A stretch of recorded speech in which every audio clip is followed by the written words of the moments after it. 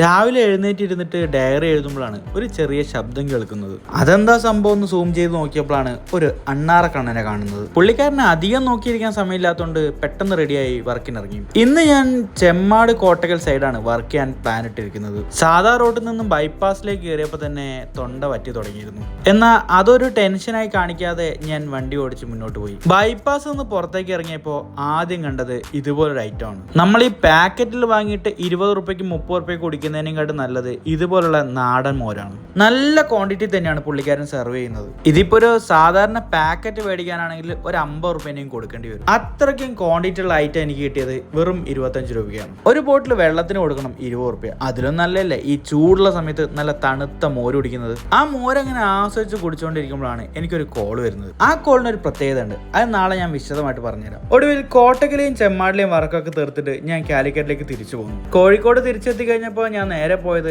A4 റോളിന്റെ ഓഫീസിലേക്കാണ്. അവിടെ ആ സമയം ഓരോരുത്തരും വർക്ക് ചെയ്യേണ്ടി എത്തുന്നുണ്ടായിരുന്നുള്ളൂ. ആ സമയം എന്നെ A4 റോൾ സ്വീകരിച്ചിരുത്തിയത് മൃദുലും അമീനും ആയിരുന്നു. വർക്കെല്ലാം കഴിഞ്ഞ് വന്നിട്ട് അവരൊരു ചെറിയ ഡിസ്കഷനിലാണ്. ആദ്യം കാര്യമൊന്നും മനസ്സിലായില്ലെങ്കിലും പിന്നീട് എനിക്ക് കാര്യം മനസ്സിലായി. അത് പൊളിറ്റിക്സാ. രണ്ട് ബദ്ധശത്രുക്കളെ കൂട്ടിയിടിപ്പിച്ച് ചോര ഒടിക്കുന്ന ചെന്നായ പോലെ ഞാൻ അതിങ്ങനെ നോക്കിയിരുന്നു. ഒരുപാട് ലേറ്റ് ആയപ്പോൾ ഞാൻ A4 റോൾ എല്ലാവരും യാത്ര പറഞ്ഞ് പുറത്തേക്ക് ഇറങ്ങി. നേരെ പോയത് എന്റെ ഒരു സുഹൃത്തിനെ കാണാൻ വേണ്ടിയിട്ടാണ് കോർപ്പറേഷൻ ഓഫീസിൽ. അവിടുന്ന് പുറത്തേക്ക് ഇറങ്ങിയപ്പോൾ എത്രയും പെട്ടെന്ന് വീട്ടിലെത്തണം എന്നുള്ള ആഗ്രഹമായിരുന്നു. അത് മറ്റൊന്നും കൊണ്ടല്ല, 9 മണിക്ക് അടയ്ക്കുന്ന കടയിൽ നിന്ന് എനിക്കൊരു സാധനം വാങ്ങാണ്ടായിരുന്നു. ബാക്കി നമുക്ക് നാളെ പറയാം.